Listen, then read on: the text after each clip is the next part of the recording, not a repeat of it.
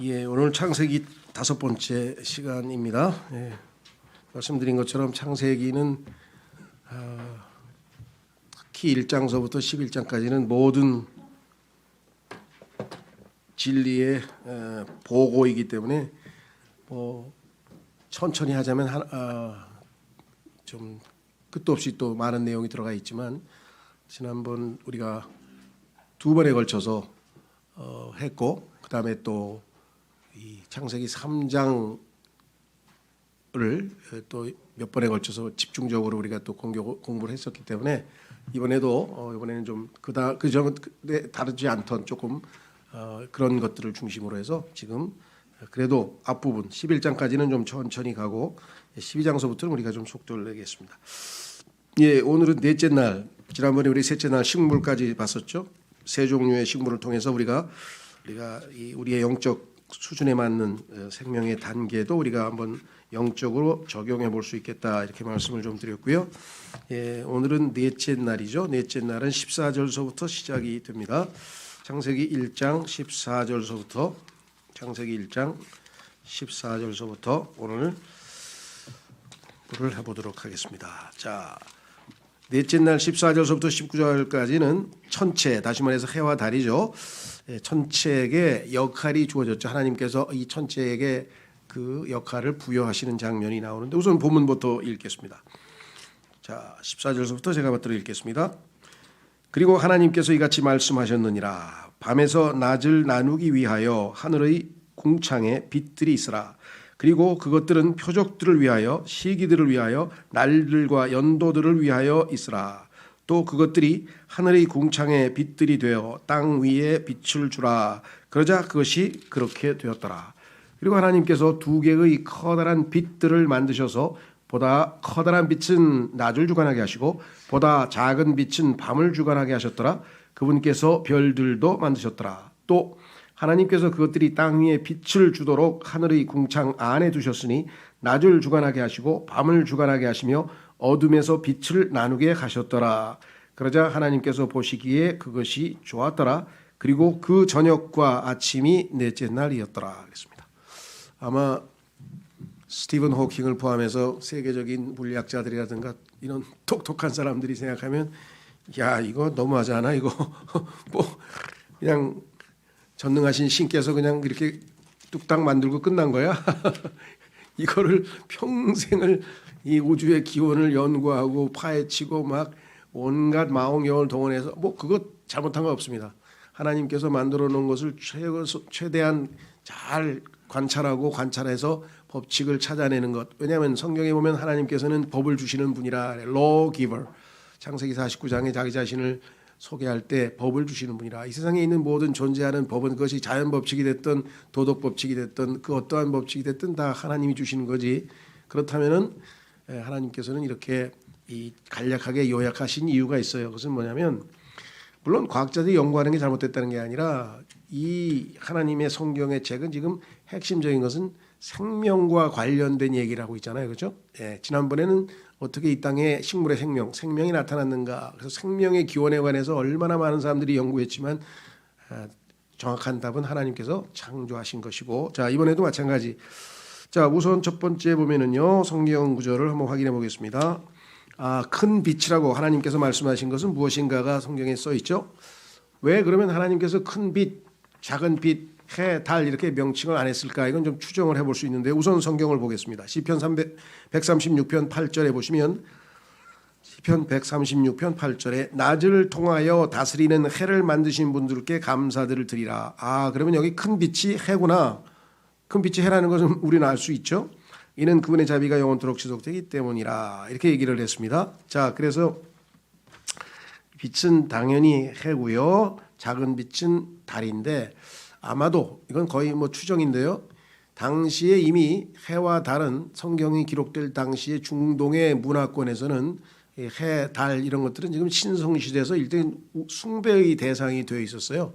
그래서 하나님께서는 그것은 단지 하나님의 창조물에 불과하기 때문에 해, 달 이렇게 고유명사로 막 굵은 글씨로 써서 해를 신으로 모여서 이시리스라고 하는 이집트의 신, 태양신은 이시리스라는 신, 뭐 무슨 신, 뭐 저 잉카 사람들은 뭐 여러분 인티라고 하는 신, 뭐 그런 신들을 만들어서 다 섬겼기 때문에 달신도 있죠. 그러다 보니까 아마 하나님께서 그 해 달이란 말은 여기서는 지금 빼신 것 같아요. 그냥 그 큰 빛에 불과하고 작은 빛에 불과하다.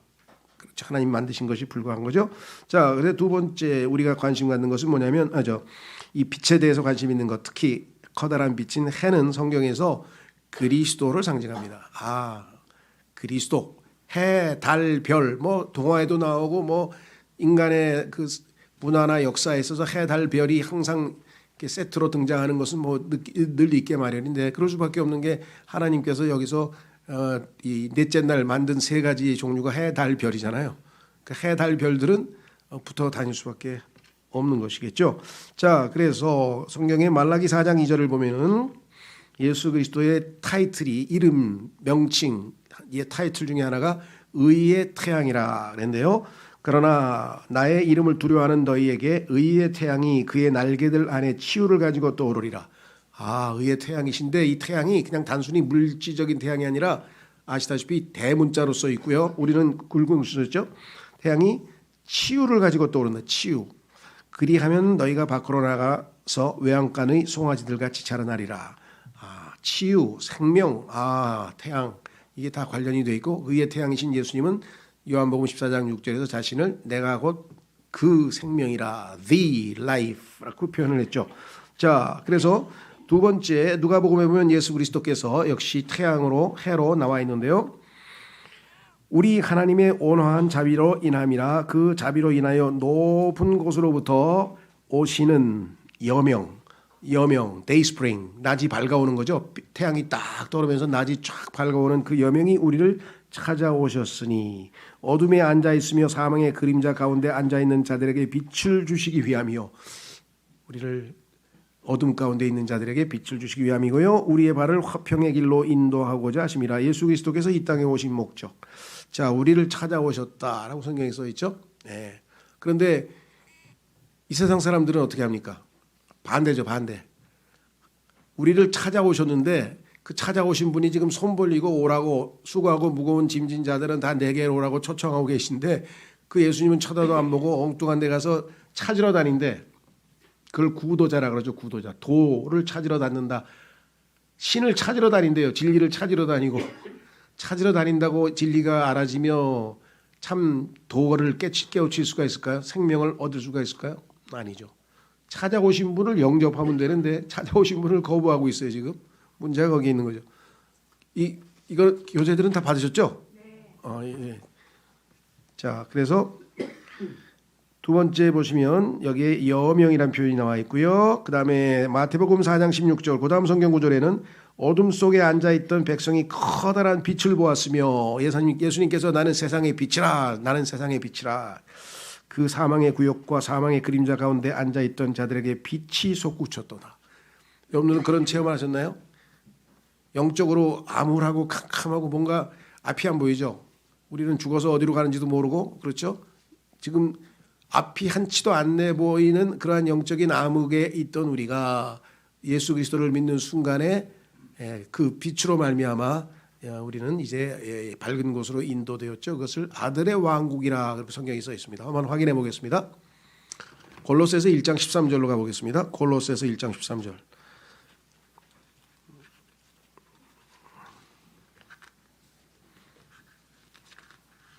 골로새서 1장 13절.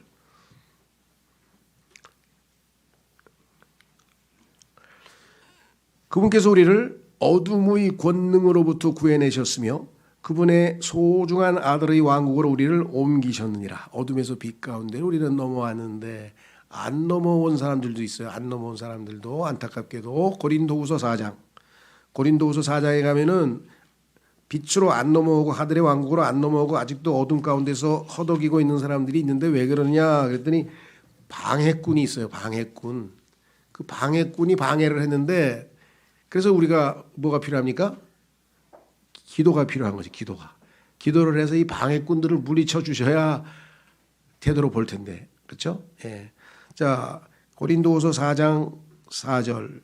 고린도후서 4장 3절서부터 보시면 그러나 만일 우리의 복음이 가려진다면 우리는 복음이 안 가려졌죠. 우리는 복음이 열려서 우리는 받아들였는데 가려진다면 이유는 뭐냐? 그것은 잃어버린 바 된 자들에게 가려진 것이라. 우리는 잃어버린 자들이 아니죠. found, 발견된 자죠. 그렇죠? 예, 아직 잃어버려진 자들이라고 lost라고 불리는 사람이 있어요. lost. 여러분 잘 아시는 그 영국의 시인 누구예요? 누가 썼죠? 그 신라곤이라는 거?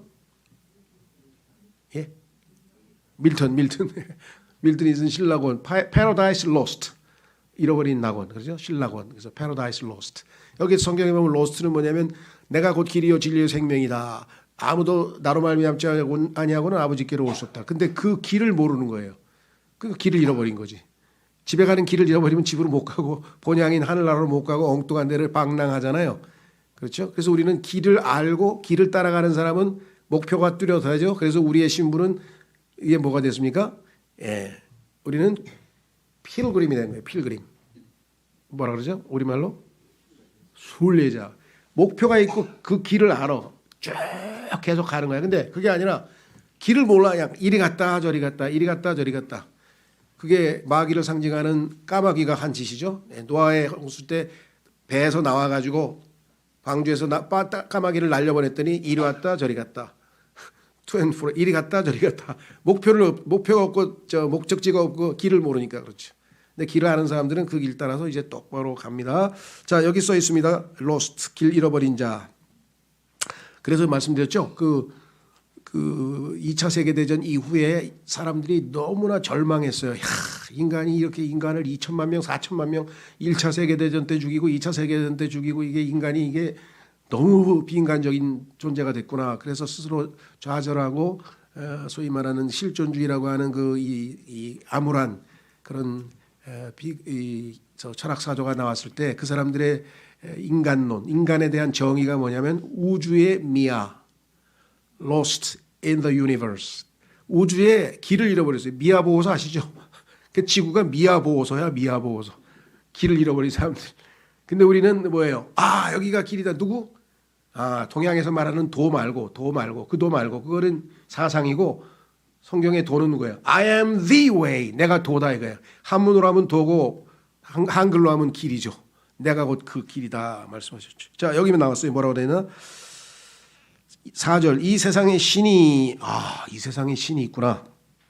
이 세상의 신이 그들 안에서 믿지 않는 자들의 생각들을 가렸으니 이 마귀가 방해를 해가지고 생각들이 가려져가지고 어떻게 됐어요? 하나님의 형상이신 그리스도의 영광스러운 복음의 빛이 그들에게 비치지 않게 하려는 것이라. 해는 쫙 비치고 있는데 구름이 중간에 딱 껴가지고 그냥 여기는 지금 전혀 빛이 안 비치는 그런 모양새가 됐어요. 그러니까 그 생각을 가리우는 것들을 그 방해를 치워달라고 우리가 복음 전하는 사람들 위해서는 계속 기도를 해야 된다. 자, 다시 돌아오십니다. 교재로 돌아오시면 이제 에베소서 5장 14절에 보시면 이런 이유로 그분께서 이같이 말씀하시니라. 너 잠든 자여 깨어나라. 그리고 죽은 자들로부터 일어나라. 그리하면 그리스도께서 너에게 빛을 주시리라. 해로 빛으로 예표되신 분. 그 다음에 두 번째 교재로 가시면 2번에 보면 그리스도인을 상징함. 예수님이 해니까 우리도 해라. 성경에 보니까 자 마태복음 13장 43절에 보시면 그때 의로운 자들은 그들의 아버지의 왕국에서 해와 같이 빛을 발하리라. 그러니까 그리스도인들 중에서도 조금 성숙한 사람들, 조금 이런 분들을 조금은 뛰어난 사람들을 해처럼 비친다고 얘기를 했고요. 들을 게 있는 자들아 그런 들을지어다. 그래서 솔로몬의 아가서 6장 10절에 보면은 이 신부를 달이라고도 했다가 해로도 표현하고 두 번 표현합니다. 아침같이 내다보고 달같이 어여쁘며. 왜 그래서 저기 예쁜 그 여자들 저기 소녀들을 보고 아이고 달덩이 같이 잘생겼네. 알겠죠? 성경에서 하나님께서 신부를 보고 달처럼 예쁘다고 하셨잖아요. 해같이 청명하고 군기들을 든 군사같이 공포스러운 그녀는 누구인가. 근데 하나님의 군대에 속하기 때문에 또 무시무시한 군대에 우리가 마귀들이 올 때는 자 그래서 여기가 해같이 청명하고 달도 해도 다 그리스도인을 예표하고 있다. 두 번째 자 작은 빛 달이라 했어요. 달은 시편 136편 9절에 써 있습니다. 아, 작은 빛은 달이구나. 시편 136편 9절에 밤을 통하여 다스리는 별과 여기 나와 있죠. 달과 밤을 통하여 다스리는 달. 그러니까 창세기 1장에 나와 있는 그 작은 빛은 달이구나. 그 다음에 뭐라 했어요? 별들을 만드신 분들께 감사하라. 별들을 만드신 분. 우주에 별이 몇 개인지도 몰라요. 뭐 우리가 속해 있는 태양이 있고 이 태양계라고 하는 우주죠. 태양계라고 하는 이것이 뭐 1000억 개 정도의 별이 있다 그러는데 그런 은하계가 또 수천억 개가 있다는데 도대체 그리고 우주는 무한 팽창한다고 지금 알려져 있고 별이 또 신성 새로 만들어지기도 하고 막 이러잖아요. 그러니까 뭐 우리는 그 계산할 수가 없는 거죠. 셀 수 없죠. 그런데 자 이런 분이 계세요. 자 뭐라고 써 있나 보십시오. 시편 136편 9절에 밤을 통하여 다스리는 달과 별들을 만드신 분께 감사하라. 감사들을 드리라. 이는 그분의 자비가 영원토록 지속되기 때문이라. 이렇게 분명히 얘기했죠. 자, 그 다음에 보시면 작은 빛 달은 성경에서 항상 해는 예수 그리스도, 달은 교회를 상징한다. 자, 그래서 아가서 6장 10절에 아까 달 봤었죠. 그건 뭐 아까 읽었으니까 달같이 어여쁘다고 얘기를 했고요. 그 다음에 자, 어디 있어요? 죄송합니다. 네, 마태복음 5장 16절. 그 성경 구절을 왜 써놨느냐? 네. 자, 예수 그리스도께서 빛이시고 의의 태양이신데 그분이 이제 일단 우리 안에 들어와 계십니다. 우리는 질그릇이고요. 우리 질그릇 안에 보물이 들어있다. 그런데 그 보물이 다름 아시면 예수 그리스도죠. 그래서 우리 안에 들어오 계신 예수 그리스도께서 빛을 발하도록 우리가 그분께 기회를 드려야 돼요. 더 직역을 하면은 허락을 해드려야 돼. 왜? 우리의 동의 없이는, 우리의 순종 없이는 예수님께서 우리를 막 노예처럼 부려먹으시는 분이 아니세요. 자, 그래서 마태복음 5장 16절에 너희의 빛이 이처럼 사람들 앞에서 비치게 하라. 요 사역동사 let라고 하는 표현이 들어가 있죠. 비치게 하라. 그래서 우리 안에 들어와 있는 그 태양빛이 되신 예수님이 우리를 통해서 반사되는 거죠. 그래서 우리가 달이다 그랬어요. 이는 그들이 너희의 선한 행위들을 보고 하늘에 계신 너희 아버지께 영광을 돌리게 하려 함이라. 우리를 통해서 예수님께서 빛을 발하시면 그것은 우리의 선한 행실로 표현이 되고 그 선한 행실을 본 사람들은 야, 저 사람 예전에 저런 사람이 아니었는데 어떻게 저렇게 바뀌었을까? 많이 바뀌었네 하면서 선한 행위를 하는 자들을 통해서 하나님께 영광을 돌릴 것이다. 자, 세 번째 별들도 여기 도자 썼어요. 왜 썼을까요? 야, 성경에 보니까 하나님께서 해와 달이 우리 삶에 있어서는 가장 밀접한 거잖아요. 낮을 주관하고 밤을 주관하잖아요. 그렇죠? 예. 워낙 낭만적이셔가지고 그냥 위에 별들을 또 이렇게 포장을 해가지고 그 수없이 많은 별을 그냥 가볍게 한마디 써놨어요. 우리가 생각할 때는 야, 그 별을 연구하는 천문학자들이 보면 이건 너무했다 그럴 거 아니에요. 그죠? 별들도 그 수많은 별인데 별들도 만드셨다고 써있어요. 참 그 also란 표현이 정말 우리에게 와닿네요.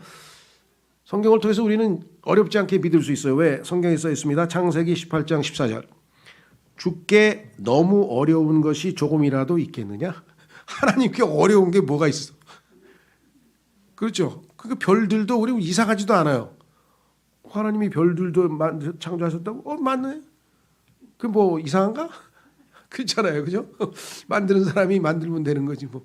예, 우리는 뭐 큰 막 도자기 큰 질그릇 만드는 사람이 멋진 2조 백자도 만들지만 조그만 찻잔도 만들잖아요. 술잔도 만들고 그러면 애게 이건 뭐 얼마든지 만들어낼 수 있는 거죠. 수없이 만들. 자, 그래서 성경에 보니까 하나님께는 어려운 게 없다 그랬어요. 시편 147편 4절에서는 어느 정도로 어려움이 없냐? 그분께서 별들의 수를 세시는도다. 이 과학자들이 얘기하기를 비유가 맞는지 모르겠는데 그분들이 그렇게 썼어요. 이 우주에 있는 별들의 숫자가 지구상에 있는 모든 바닷가에 있는 모래의 숫자하고 비슷하대. 모래의 숫자. 얼마나 별이 많다는 얘기예요. 근데 그거를 다 세신대요. 그런 하나님을 믿는 사람이 뭘 겁을 내겠어요. 우리 하나님이 어떤 분인지를 알면 껐떡없잖아요. 그죠? 제가 기억나는 분이 있는데 구원받고 나서 얼마 안 됐어요. 근데 조금 사람이 약간 기인 같더라고. 기인 형제님이신데 이름도 안 잊어버려요. 엄기호야. 엄기호. 아, 생긴 게 좀 약간 이상하고 근데 보니까 시인이야. 그 어느 날 기도를 하더라고. 딱 기도를 하는데 그 기도의 내용 중에 들어가는 거야. 주께서 우리의 머리카락을 세신다는 말씀이 확실하게 사실인지요? 그것이 사실이면 저는 오늘부터 주를 믿겠나이다. 그래서 막 시를 썼는데 너무 감동이 되는 거예요. 그렇지. 아니 이 세상에 있는 사람이 몇십억인데 그래서 그 머리카락을 다 세시는 분이 계시다면 무슨 걱정을 하고 살겠냐 싶은 생각이 들었어요. 그래서 야 역시 시인들이라다 감성이 다르구나. 나는 머리카락을 세시는구나. 그러고 끝났는데 그것 때문에 하나님을 믿은 거예요. 그런 하나님이라면 난 믿고도 남겠다는 거죠. 근데 여기는 뭐라 그랬어요? 별들을 다 세신데 세시는 정도가 아니라 이름을 또 다 붙여놨어. 그분께서 별들을 모두 그것들의 이름들로 부르시는도다. 아마 별들뿐만이 아닐 거예요. 내가 볼 때는 물고기들도 다 이름 붙여놓은 것 같아. 그러니까 베드로가 세금 내려고 그러니까 세금 돈이 없는데 그러니까 저기 가서 저기 한 마리 물고기 잡으면은 입 열어가지고 한 세켈 가져와서 반 세켈씩 세금 너하고 나하고 같이 내 거 내라. 그 물고기가 저절로 왔을 수는 없고 예수님이 무슨 이름을 부르셨나 봐요, 그죠? 그 물고기 누구야? 그랬더니 베드로한테 가라. 그렇죠. 바람아 잠잠하라 잠잠하잖아. 태풍아 멎어라 그러면 뭐 오라 그러면 오고 가라 그러면 가고. 야, 그러니까 백부장의 믿음을 왜? 주님 우리 집에 오실 필요 없다 이거야. 왜 그러니까? 아니 나도 내가 100명을 거스리는 뭐 우리로 치면 뭐 중대장쯤 되는데 100명이 내 밑에 있어. 백부장이야 내가. 내 로마 군인인데 장교인데 100명이 있는데 내 부하도 내 명령에 오라 그러면 오고 가라 그러면 가는데 온 우주의 주인이신 하나님께서 오라 그러고 그러면 오는 거지 가라 그러면 가는 거지 뭐하러 우리 집까지 오십니까? 예수님께서 뭐라 하세요? 내 이 세상에서 이 백부장만한 믿음을 본 적이 없다. 이게 큰 믿음이에요. 큰 믿음. 그렇죠? 예. 자, 그래서 다시 돌아옵니다. 별들이 세시고 이름을 부르시는 분이 계신데 뭐 걱정할 게 뭐가 있어요 우리가. 자, 민수기 24장 17절에 보니까 예수님이 또 스타야. 요즘 딴 데 가서 스타 찾지 마시고요. 뭐 스타를 발굴합니다. 스타를 누굴 발굴하고 말고 했어요. 제 진정한 스타, 우리의 스타죠. 어제는 보니까 무슨 뭐예요? 방송에 보니까 김호중이라는 사람이 막 텔레비전에서 막 노래를 막 계속 부르더라고. 그래서 난 뭐 그냥 그런가 보다 했더니 또 스페인어 노래를 부르다고. 내가 스페인어 전공자니까 또 뭔 노래를 부르라고. 뭐 돈데보이하고 아도로하고 보니까 이게 학창 시절에 많이 듣던 노래예요. 그래서 이게 뭐야? 예, 그래서 이 사람이 스페인 노래도 잘 부르네. 난 이태리 노래만 잘 부르는 줄 알았더니 뭐 우리의 스타 뭐 하면서 막 뜨잖아요 요즘에. 우리의 스타 예수 그리스도, 우리의 우상, 우리의 아이돌. 성경에 써 있어요. 우리의 아이돌, 우리의 형상 대신 우리의 아이돌 누구예요? 예수 그리스도. 다 흉내내는 거죠. 흉내내는 거. 진짜가 여기 있는데, 원조가 여기 있는데. 민수기 24장 17절. 민수기 24장 17절. 내가 그를 쳐다볼 것이나 지금은 아니라 내가 그를 볼 것이나 각각 피는 않도다. 야곱에게서 한 별이 나올 것이요. 야곱의 후손 누구예요? 이스라엘 민족 가운데서 드디어 나타난 분이 누구예요? 별, 예수 그리스도. 그래서 예수님 탄생 때 뭐예요? 별이 하나 떠올랐죠. 예. 물론 천사일 가능성이 높겠죠. 이동을 했으니까. 그래가지고 현자들을 싹 안내해서 예수님 태어난 장소까지 인도해 주었었죠. 그렇죠? 한 별이 나올 것이요. 이스라엘에서 한 왕홀이 일어날 것이. 왕이 가지고 있는 지휘봉 있죠. 예. 왕이 가지고 있는 장군들이 가지고 있는 지휘하는 지휘봉. 그걸 홀이라 그래요. 권력을 상징하는 지휘봉. 미인대회 하면은 나중에 상주할 때 그 1등한테 진인가 이런 사람 지휘봉을 주잖아요. 그게 홀이에요. 홀. 왕권을 상징하는 거예요. 왕홀 예수님이죠. 일어날 것이니 모압의 구석구석을 치고 셋의 모든 자녀들을 멸하리라. 그뿐이 아니에요. 베드로후서 1장 19절에 보면은 예수님이 또 낮의 별이라 해서 데이스타. 그건 태양을 얘기하는 시어입니다. 시를 쓰는 사람들은 태양이란 말을 안 쓰고 데이스타라고 해서 영어에서는 쓰는데요. 또한 우리에게는 더 확실한 예언의 말씀이 있으니 너희가 날이 밝아올 때까지 그리고 낮의 별이 너희 마음속에 떠오를 때까지 마치 어두운 곳에서 빛나는 빛에 주의하듯 예언의 말씀에 주의하는 것은 너희가 잘하는 것이라 그랬습니다. 자, 뿐이 아니고 예수님은 새벽별이라는 타이틀을 가지고 계시죠. 계시록 22장 16절.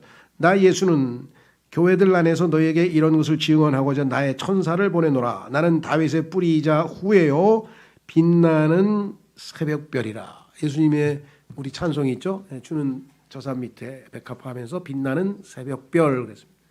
그런데 이 유명한 모닝스타라고 하는 거를 갖다가 이 이사야서 14장에서 마귀가 도용을 했잖아요. 그렇죠? 한번 확인해 보겠습니다. 아주 예수 그리스도를 이름을 도용해 가지고 자기 루시퍼라는 이름은 싹 빼 가지고 하나님께서 루시퍼를 지옥에 보내는 장면에서 루시퍼란 이름은 싹 빼고 예수님의 이름인 아침의 별 모닝스타를 싹 집어넣어 가지고 예수님을 지옥으로 보내버리는 그러한 무모함. 왜 성경에서 마귀에게 그에게는 두려움이 전혀 없다 그랬을까요? 이렇게 무모한 짓을 하나님의 예수님을 지옥으로 보내버리는 정도로 성경을 뜯어고치는 무모한 자 아니겠어요? 이사야서 14장 12절. 이사야서 14장 12절.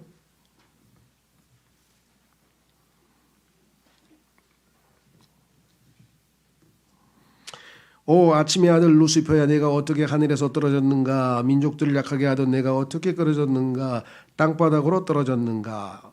그런데 여기 루시퍼로 분명히 나와 있잖아요. 이 루시퍼라고 하는 마귀의 이름은 유독 킹제임 성경 이외에는 다 없습니다. 싹 마귀가 자기 이름은 다 숨겼어요.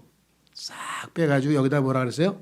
새벽별이라고 계명성이라고 지금 한문으로 계명성. 근데 보니까 계시록 22장에서 이게 예수님의 이름이야. 하나님이 지금 루시퍼를 심판하는데 하나님이 자기 아들을 심판하는 것으로 성경을 뜯어 고쳤어. 그래서 제가 오래전에 킹제임 성경을 소개하면서 아니 당신이 구원자이신 예수님을 이렇게 모독해도 괜찮은 겁니까? 그러니까 상관없어요. 그래서 이게 무슨 소린가 싶었는데 신경 안 쓴다는 거예요. 자기는 그냥 계속 성경을 써야 되겠다는 이걸 보여줬는데도 상관없다 그러더라고요.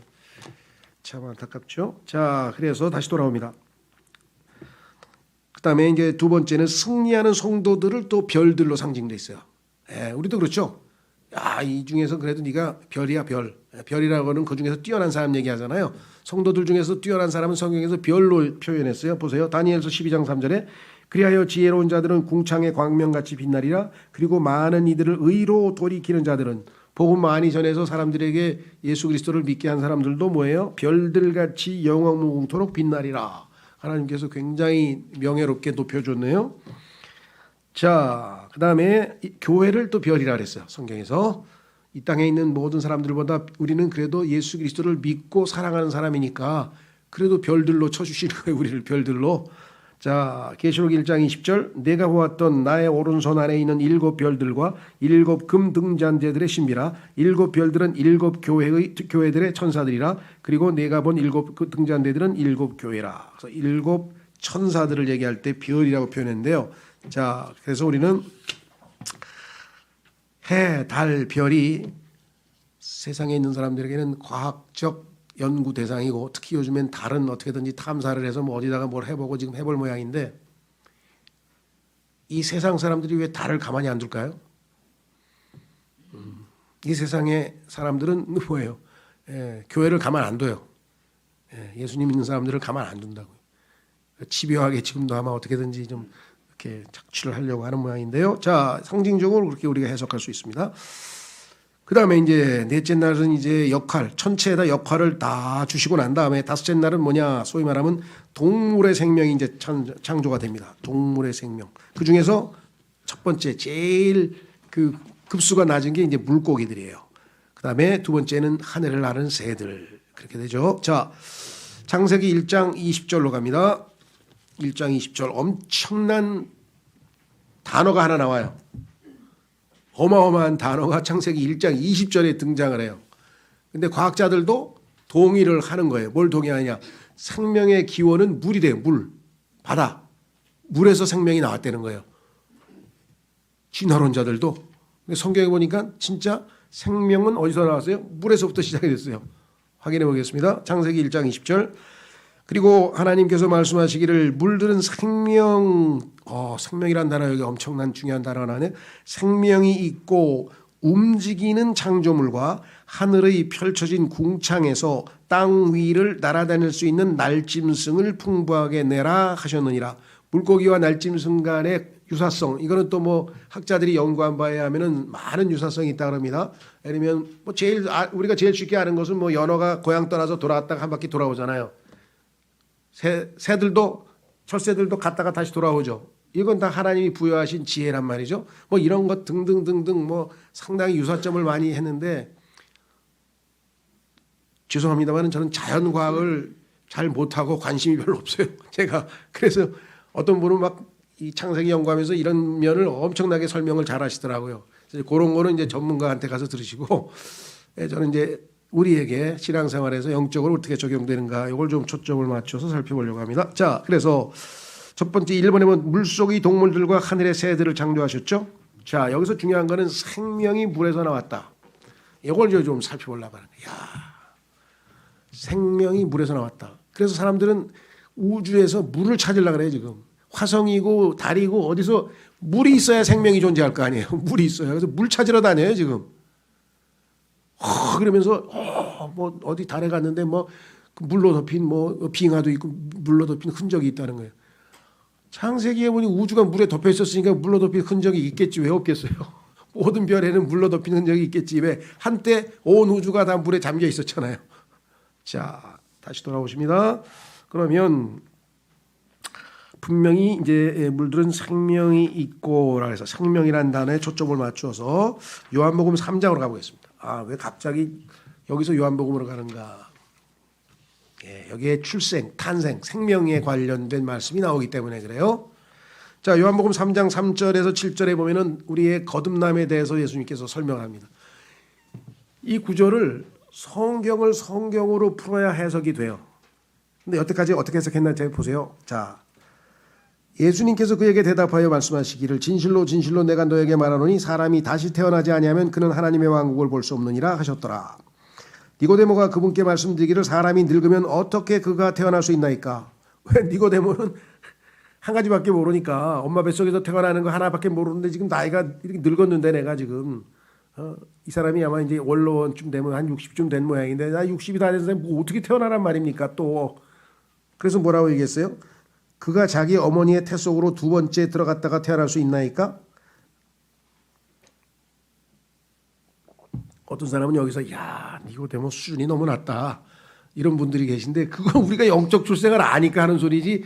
이 당시에 니고데모 정도가 되면 예수님에게 솔직하게 물어보는 거예요. 왜? 출생에 대해서 아는 게 육적 출생 하나밖에 모르는데 엄마 뱃속에서 태어나는 거 말고 또 어디서 다시 태어나는 게 있습니까? 이 세상에? 없잖아요. 그러니까 아니 다시 태어나라니? 아니 나이가 늙었는데 엄마 뱃속으로 들어가요? 저는 그냥 니고데모는 엄청 정직한 사람이에요. 그렇죠? 여기서 그냥 랍비 앞에서 그렇죠. 그렇습니다.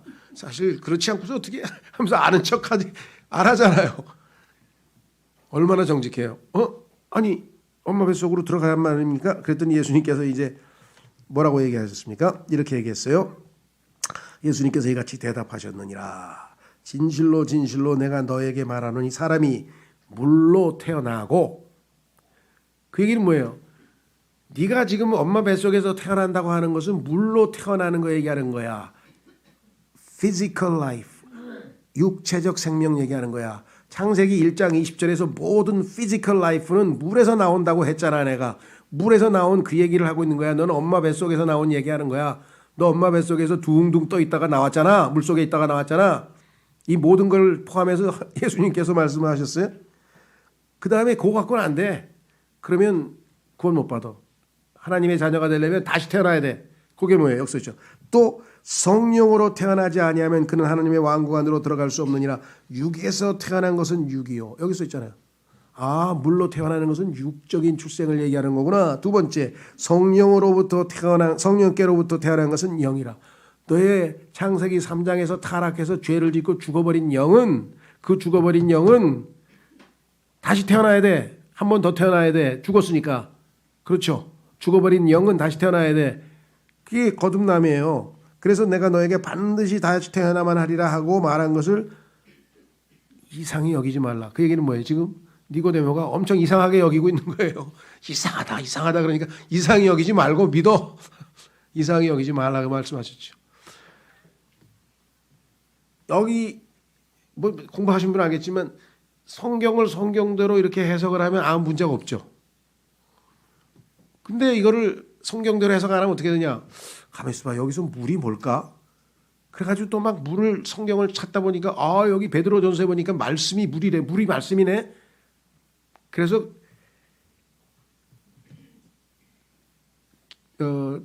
천주교 가톨릭을 포함해서 상당수 개신교는 이걸 다 침례로 해석합니다. 물. 요거 세례 받아야 구원받는다는 뜻이야. 세례 받아야 구원받는다는 뜻으로 해석을 합니다. 여기 세례 아니라 침례 아니라 아무 얘기도 없는데 갑자기 그게 왜 나왔어요? 이렇게 성경을 해석하면 안 되는 거예요. 성경은 성경으로 해석해야 된다 그랬잖아요. 그러니까 여기서 침례 세례가 나와야 될 이유가 전혀 없고요. 그렇죠? 예. 두 번째는 조금 더 그래도 이제 성경을 성경대로 해석하려고 하는 분들이 성경에 보니까 그게 말씀이 물로 되어 있더라고. 에베소서에도 보니까 말씀의 물이라는 뜻이 있고 보니까 우리가 하나님의 씨로 거듭났다고 저기 써 있잖아. 저기 저 베드로전서 1장에. 그러니까 이 거듭났다 말씀의 하나님의 말씀 씨 그다음에 말씀의 물 에베소서 5장 이거 보면 이거 말씀이네 말씀. 근데 문제는 뭐예요? 문법적으로 말씀에서 한번 나고 성령으로 떠나고 그럼 몇 번 나는 거예요 지금 이게? 이해가 되세요? 여기서는 지금 말씀으로 나고 성령으로 나고 그럼 3번이잖아요. 그거 얘기하는 게 아니고 두 가지만 얘기했잖아요. 그러면 물로 나는 것은 말씀으로 거듭나는 걸 얘기하는 게 아니라 육체적으로 태어난다는 얘기를 하는 거예요. 그거 한 번. 두 번째 다시 태어나야 돼. 성령으로. 이번에는 네 육체가 아니고 영이야. 죽은 영을 태어나는 거예요. 그리고 예수님이 설명을 했어요. 뒤에. 육에서 난 건 육이야. 성령으로 난 것은 영이고. 그 성경을 풀면 아무 문제가 없는데 이렇게 해석들을 다 안 하고 전부 다 어떻게 붙이느냐. 말씀과 성령으로 다시 태어나야 되는데 이거를 문법적으로 지금 말씀으로 나고 한 번, 성령으로 나고 2번 이렇게 써 있는 거를 콤마를 없애버리고 말씀과 성령으로 거듭나야 된다. 90%가 지금 이렇게 해석을 하는 거예요. 틀렸습니까? 틀린 건 아니지. 말씀과 성령으로 거듭난다는 말씀은 그 자체는 성경적으로 맞는 이야기지만 이 성경 구조는 지금 그 물이 말씀을 얘기하는 게 아니고 창세기 1장 20절에서 얘기하는 그 생명을 얘기하는 육체적인 생명을 얘기하는 거다. 어떻게 할 수 있는가? 다 찾으면 어려우니까요. 이사야서 48장 1절. 이사야서 48장 1절.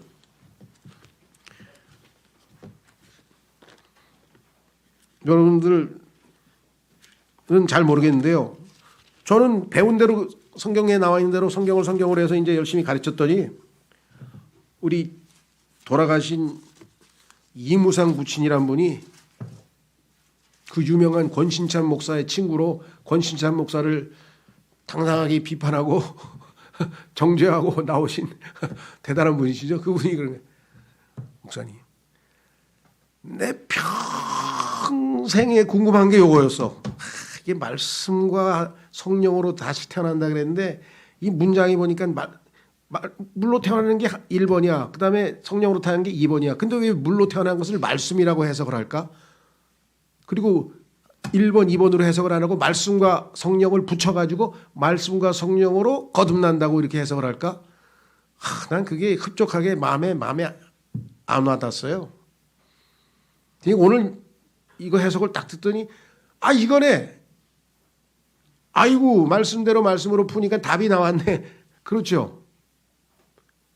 자, 그래서 이것이 이제 성경에서 고린도전서 2장에서 하나님께서 영적인 것은 영적인 것으로 비교하라 그랬다는 것이죠. 자, 그래서 여기 보시면 뭐라고 돼 있나 보세요. 이사야서 48장 1절. 오 야곱의 집아 너희는 이것을 들어라. 너희는 이스라엘의 이름으로 불렸고 유다의 물들에서 나온 자들이니. 너는 유다의 물들, 유다라고 하는 사람에서부터 후손 아니야. 이스라엘 12지파 중에서 유다 후손들 아니에요. 그렇죠? 그러니까 우리 육체적인 후손들을 다 뭐예요? 물들이라 그래요. 그래서 잠언에서 보면은요. 자녀들을 물들이라 그래요. 너의 물들. 왜? 후손이니까. 그럼 안에는 뭐야? 물, 단수로 돼 있어요. 샘물, 물. 물들. 그래서 성경에서는 일관성 있게 물들은 다 우리의 육체적인 생명에 관한 얘기고 그거의 원조가 창세기 1장 20절이에요. 물에서 생명이 나왔다 그랬잖아요. 그렇죠? 자, 그래서 마지막 한 구절 이거를 보면 이제 결정타가 되는 거예요. 하나님이 정말 오묘한 말씀을 해놓으셨구나. 그것이 바로 요한일서 5장입니다. 요한일서 5장으로 가보세요.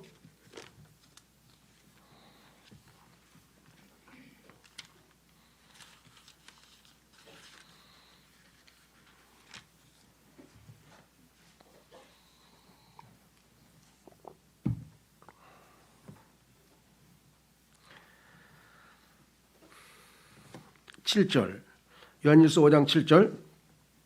이는 죄송합니다. 이 6절서부터 보세요. 6절서부터 보시면 이는 물과 피를 통하여 오신 분이시니 5절에 예수님은 물과 피를 통해서 오셨대요. 물과 피? 성경에 보니까 예수님께서 죽으셨을 때 그 이스라엘 군인이 와가지고 창으로 옆구리를 찔렀더니 피와 물이 나오더라 이렇게 써 있잖아요. 그죠? 피와 물. 피와 물은 알겠는데 물과 피는 또 뭐예요? 왜 물과 피가 됐지 순서가? 그렇죠. 자 보세요. 어디 갔어요?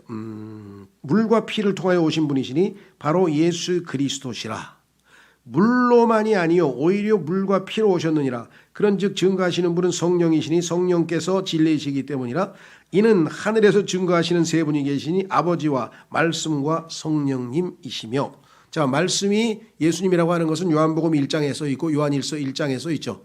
예수님이 말씀이라는 타이틀, 예수님의 호칭, 칭호가 타이틀이 말씀이라는 칭호를 가지고 계시잖아요. 자, 그럼 아들이시네. 자, 이 세 분은 하나이기 때문이라. 삼위일체. 그런데 여기서 7절을 통째로 삭제해버렸어요. 이야, 성경에서 가장 중요한 핵심 진리가 뭔가 삼위일체다 이거. 왜? 다른 신은 다 하나야. 독자적으로 신이 다 하나야 하나. 근데 성경에 나와 있는 하나님은 아버지와 아들과 성령, 아버지와 말씀과 성령 셋인데 또 하나야. 이름은 하나님인데 아버지와 아들과 성령으로 돼 있어. 여러분 이게 얼마나 중요한지 아세요? 삼위일체는 어렵더라. 왜 하나가 셋이 되고 셋이 하나 이거 어렵더라. 이해를 하려고 하니까 어렵죠. 믿으면 어려울 게 하나도 없어요. 사실이니까. 그래서 자 보세요.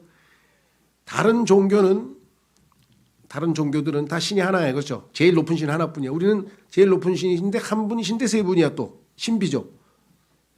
여기에서 기독교의 핵심이 뭐야? 하나님은 사랑이시라 라고 하는 진리가 여기서 나오는 거예요. 혼자 어떻게 사랑을 해? 다른 신들은 혼자서 어떻게 사랑을 하냐고요. 대상이 있어야 사랑할 거 아니에요. 근데 성경에 보니까 아버지한테 예수님이 기도하잖아요. 창세전부터 저를 사랑하시던 그 아버지의 사랑으로 이들도 사랑해 주십시오. 기도할 때. 아버지와 아들이 사랑을 주고받은 사이예요. 아버지와 성령도 사랑을 주고받은 사이예요. 이 셋은 소통하고 사랑하고 소통하고 사랑하고. 이 세상 인류가 지금 6,000년 됐는데 6,000년 인류 역사상 가장 소중한 걸 뭐라 그럽니까? 최고의 가치? 소통과 사랑이에요. 소설에도 연극에도 모든 게 소통과 사랑이에요. 부모 자식 간의 사랑도 소통이죠.